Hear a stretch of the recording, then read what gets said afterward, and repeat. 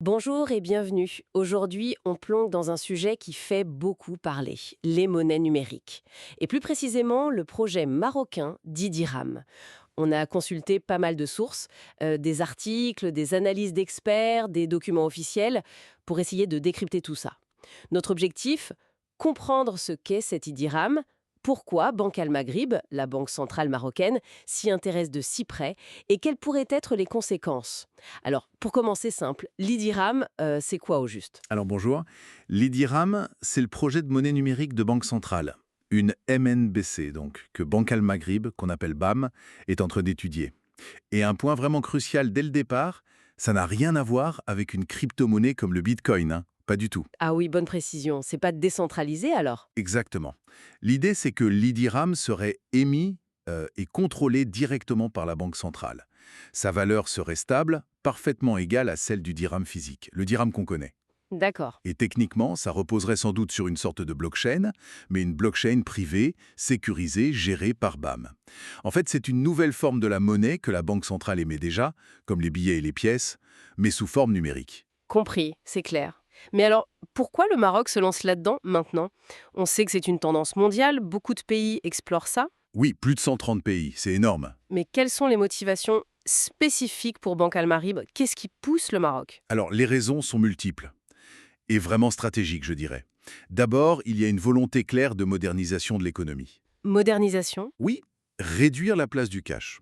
L'argent liquide représente encore une part très très importante des transactions au Maroc. Certaines estimations parlent d'environ 30% du PIB. C'est beaucoup. Ah oui, 30%. C'est énorme. Oui, même si, attention, les paiements numériques progressent vite, hein, genre plus 19% par an. Mais les dirhams pourraient vraiment accélérer cette digitalisation. D'accord. Et à part la modernisation? Ensuite, il y a l'inclusion financière. C'est un objectif majeur. Aujourd'hui, à peu près la moitié de la population seulement a un compte en banque. La moitié? Oui, donc une MNBC, ça pourrait faciliter l'accès aux services financiers de base, surtout pour les gens dans les zones plus reculées ou ceux qui sont en dehors du système bancaire classique. Logique. Absolument. Et puis, il y a une dimension très forte de souveraineté. C'est peut-être moins visible, mais c'est fondamental. Souveraineté. C'est-à-dire? Mais face à l'émergence des monnaies numériques privées, les fameuses stablecoins, qui sont souvent liées à des devises comme le dollar, mais émis par des entreprises privées. Oui. Et face aussi aux MNBC des autres pays qui vont arriver, eh bien, développer son propre IDIRAM, c'est un moyen pour le Maroc de garder la main sur sa politique monétaire. Ah, d'accord, je vois. Garder le contrôle. Exactement. Garder le contrôle, mieux tracer les flux financiers pour lutter contre l'informel ou le blanchiment, par exemple, et préserver son autonomie face aux géants de la tech qui pourraient vouloir s'immiscer dans les paiements.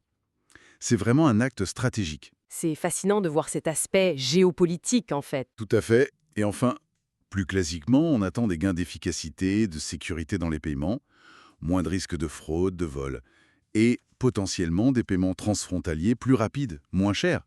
Il y a d'ailleurs eu un test mentionné avec l'Égypte dans ce sens. D'accord.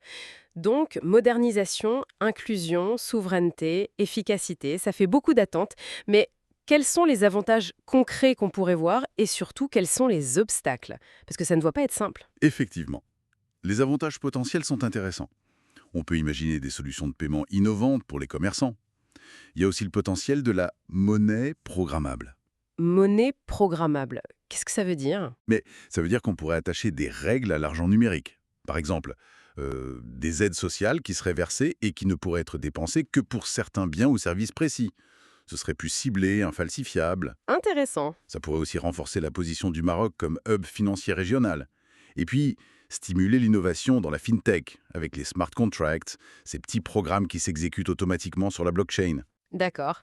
Et les défis, les freins? Ah, les défis sont majeurs. Le premier, c'est l'adoption par les utilisateurs.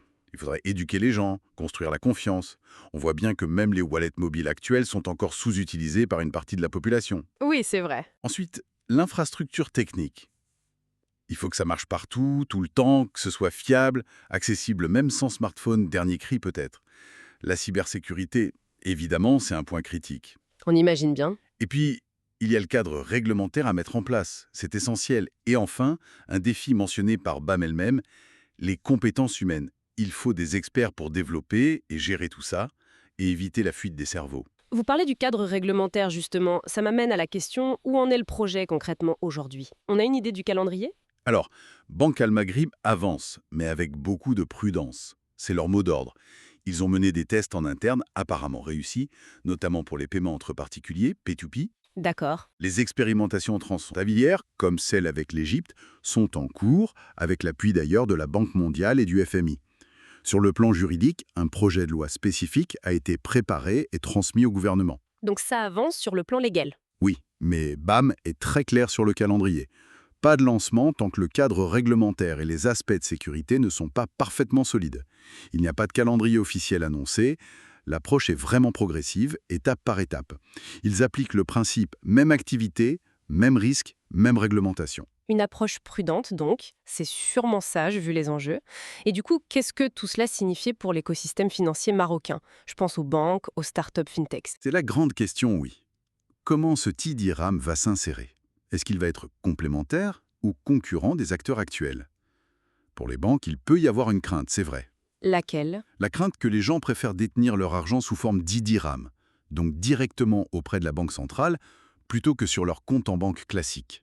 Ce qu'on appelle un risque de désintermédiation. Ah oui, que l'argent sorte des banques commerciales. Voilà. Mais d'un autre côté, les banques pourraient aussi jouer un rôle essentiel. Elles pourraient être les intermédiaires pour distribuer l'IDIRAM, gérer les portefeuilles numériques des clients, un peu comme ce qui est envisagé pour l'euro numérique en Europe. Et les fintechs dans tout ça? Une menace ou une opportunité pour elles? Ça dépendra beaucoup de la conception finale de l'IDIRAM. Si c'est une plateforme ouverte, ça pourrait être une formidable opportunité pour les fintechs de créer de nouveaux services innovants par-dessus. Si c'est très fermé, ce sera plus compliqué. Le succès dépendra vraiment de la collaboration entre BAM, les banques et tout cet écosystème fintech qui est d'ailleurs assez dynamique au Maroc. Bien. Donc si on essaie de résumer, l'IDIRAM, c'est une initiative marocaine vraiment stratégique. Elle vise à moderniser l'économie, à favoriser l'inclusion financière et à affirmer la souveraineté monétaire du pays. C'est tout à fait ça. Mais en face, il y a des défis importants, techniques, réglementaires et surtout l'adoption par le grand public. Exactement. Et c'est pourquoi l'approche prudente de Banque Al Maghrib et l'élaboration soignée du cadre légal sont si cruciales. C'est un équilibre à trouver entre innover vite et préserver la stabilité financière. Parfait. Et pour terminer, peut-être une petite question pour ouvrir la réflexion. Au-delà de la technique et de la finance, si cet IDIRAM voit le jour, comment est-ce qu'il pourrait peut-être redéfinir la relation entre les citoyens marocains, l'État et l'argent lui-même? Vaste question. C'est une excellente question pour conclure, effectivement. Ça touche à des aspects sociaux et politiques profonds. Une réflexion à poursuivre.